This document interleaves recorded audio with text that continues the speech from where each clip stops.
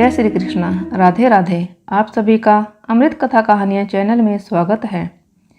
कार्तिक मास व्रत कथा के 6वें अध्याय में विष्णु भगवान ने जहाँ जहाँ अपने चरण रखे वहाँ पर ऋषि वेद यज्ञों के सहित समस्त देवता मेरी रक्षा करते रहे। सप्तमी, अमावस्या, नवमी, त्रयोदशी, द्वितीया, दशमी तिथियों को आंवला तथा तिल से स्नान नहीं करना चाहिए। आइए सुनते हैं कार्तिक व्रत कथा का 6वां अध्याय। नारद जी बोले, जब 2 घड़ी रात बाकी रहे तब तुलसी की मृत्तिका, वस्त्र और कलश लेकर जलाशय पर जाएं। कार्तिक में जहाँ कहीं भी हो प्रत्येक जलाशय के जल में स्नान करना चाहिए। गर्म जल की अपेक्षा ठंडे जल में स्नान करने से 10 गुना पुण्य होता है। उससे 100 गुना पुण्य बाहरी कुएं के जल में स्नान करने से होता है। उससे अधिक पुण्य बावड़ी में और उससे भी अधिक पुण्य पोखर में स्नान करने से होता है। उससे 10 गुना झरनों में, उससे भी अधिक पुण्य कार्तिक में नदी स्नान करने से होता है। उससे भी 10 गुना पुण्य वहाँ होता है जहाँ 2 नदियों का संगम हो, और यदि कहीं 3 नदियों का संगम हो तब तो पुण्य की कोई सीमा ही नहीं। स्नान से पहले भगवान का ध्यान करके स्नानार्थ संकल्प करना चाहिए। फिर तीर्थ में उपस्थित देवताओं को कर्मशः अर्घ्य, आचमनीय आदि देना चाहिए। अर्घ्य मंत्र इस प्रकार है। हे कमलनाथ, आपको नमस्कार है। हे जलशायी भगवान, आपको प्रणाम है। हे ऋषिकेश, आपको नमस्कार है। मेरे दिए अर्घ्य को आप ग्रहण करें। बैकुंठ, प्रयाग तथा बद्रिका आश्रम में जहाँ कहीं भगवान विष्णु गए वहाँ उन्होंने 3 प्रकार से अपना पांव रखा था। वहाँ पर ऋषि वेद यज्ञों सहित सभी देवता मेरी रक्षा करते रहे। हे जनार्दन, हे दामोदर, हे देवेश, आपको प्रसन्न करने हेतु मैं कार्तिक मास में विधि विधान से ब्रह्म मुहूर्त में स्नान कर रहा हूँ। आपकी कृपा से मेरे सभी पापों का नाश हो। हे प्रभु, कार्तिक मास में व्रत तथा विधि पूर्वक स्नान करने वाला मैं अर्घ्य देता हूँ। आप राधिका सहित ग्रहण करें। हे कृष्ण, हे बलशाली, राक्षसों का संहार करने वाले भगवान, हे पापों का नाश करने वाले, कार्तिक मास में प्रतिदिन दिए हुए मेरे इस अर्घ्य द्वारा कार्तिक स्नान का व्रत करने वाला फल मुझे प्राप्त हो।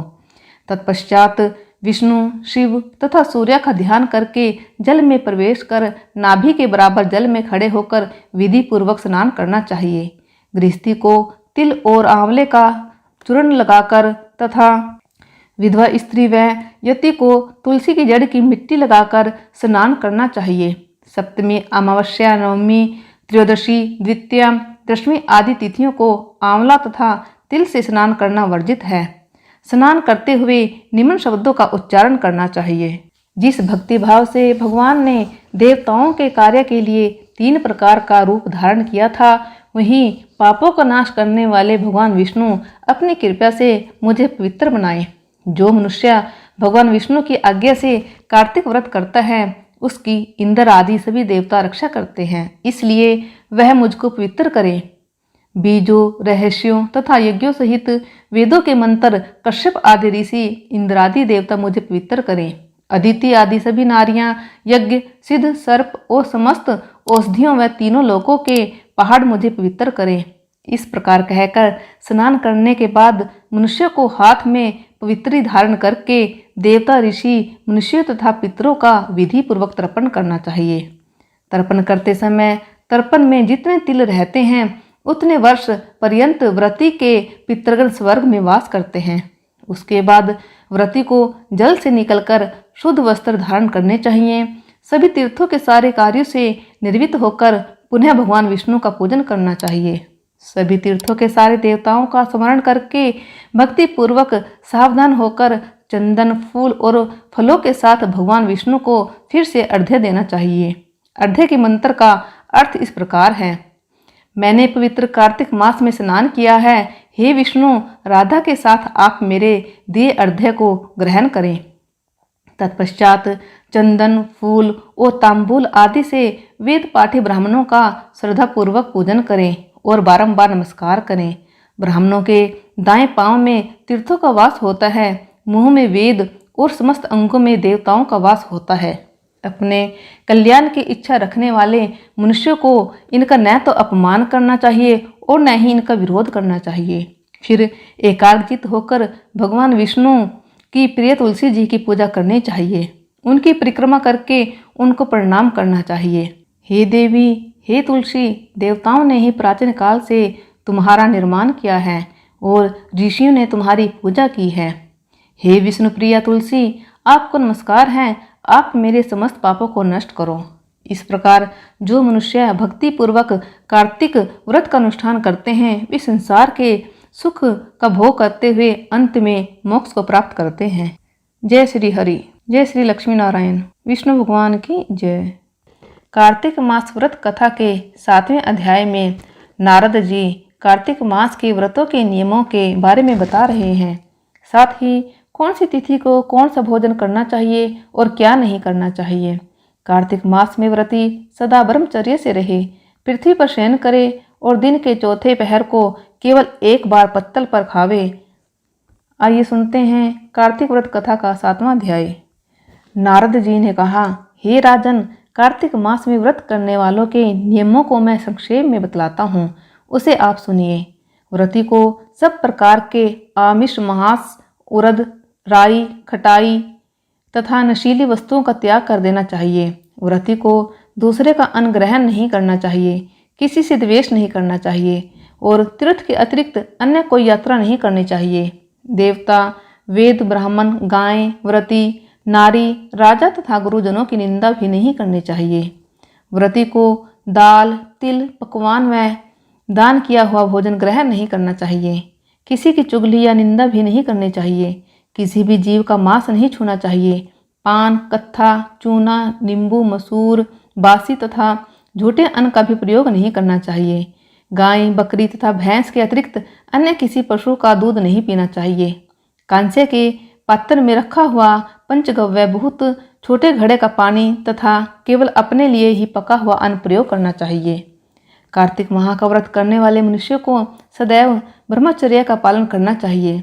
उसे धरती पर सोना चाहिए और दिन के चौथे पहर में केवल एक बार पत्तल में भोजन करना चाहिए। व्रती कार्तिक माह में केवल नरक चतुर्दशी, जिसे छोटी दिवाली भी कहा जाता है, के दिन ही शरीर में तेल लगा सकता है। कार्तिक माह में व्रत करने वाले मनुष्य को सिंघाड़ा, प्याज, मट्ठा, गाजर, मूली, काशीफल, लौकी, तरबूज इन वस्तुओं का प्रयोग बिल्कुल नहीं करना चाहिए। रजसवला, चांडाल, पापी, मलेच्छ, पतित, व्रतहीन, ब्राह्मणद्रोही और नास्तिकों से बातचीत नहीं करनी चाहिए। भगवान विष्णु को प्रसन्न करने के लिए अपनी शक्ति के अनुसार चंद्रायन आदि का व्रत करना चाहिए और उपयुक्त नियमों का पालन करना चाहिए। व्रती को प्रतिपदा को कुम्हड़ा, द्वितीय को कटहल, तृतीय को तरुणी स्त्री, चतुर्थी को मूली, पंचमी को बेल, षष्ठी को तरबूज, सप्तमी को आंवला, अष्टमी को नारियल, नवमी को मूली, दशमी को लौकी, एकादशी को परवल, द्वादशी को बेर, त्रयोदशी को मट्ठा, चतुर्दशी को गाजर तथा पूर्णिमा को शाक का प्रयोग नहीं करना चाहिए। रविवार को आंवला का प्रयोग नहीं करना चाहिए। कार्तिक माह में व्रत करने वाला मनुष्य यदि इन शाकों में से किसी शाक का सेवन करना चाहे तो पहले ब्राह्मण को देखकर ग्रहण करे। यही विधान माघ माह के व्रत के लिए भी है। देवोत्थानी एकादशी में पहले कही गई विधि के अनुसार नृत्य, जागरण, गायन, वादन आदि करना चाहिए। इसको विधि पूर्वक करने वाले मनुष्य को देखकर यमदूत ऐसे भाग जाते हैं जैसे सिंह की गर्जना से हाथी भाग जाते हैं। कार्तिक माह का व्रत सभी व्रतों में श्रेष्ठ है। इसके अतिरिक्त जितने भी व्रत यज्ञ हैं वह 1000 की संख्या में किए जाने पर भी इसकी तुलना नहीं कर सकते, क्योंकि यज्ञ करने वाले मनुष्य को सीधा बैकुंठ की प्राप्ति होती है। जिस प्रकार राजा की रक्षा उसके अंगरक्षक करते हैं, उसी प्रकार कार्तिक माह का व्रत करने वालों की रक्षा भगवान विष्णु की आज्ञा से इंद्र आदि देवता करते हैं। व्रती मनुष्य जहाँ कहीं भी रहता है वहीं पर उसकी पूजा होती है, उसका यश फैलता है। उसके निवास स्थान पर भूत, पिशाच आदि कोई भी नहीं रह पाते। विधि पूर्वक कार्तिक माह का व्रत करने वाले मनुष्य के पुण्यों का वर्णन करने में ब्रह्मा जी भी असमर्थ हैं। यह व्रत सभी पापों को नष्ट करने वाला, पुत्र पौत्र प्रदान करने वाला और धन धान्य की वृद्धि करने वाला है। बोले विष्णु भगवान की जय, लक्ष्मी नारायण भगवान की जय।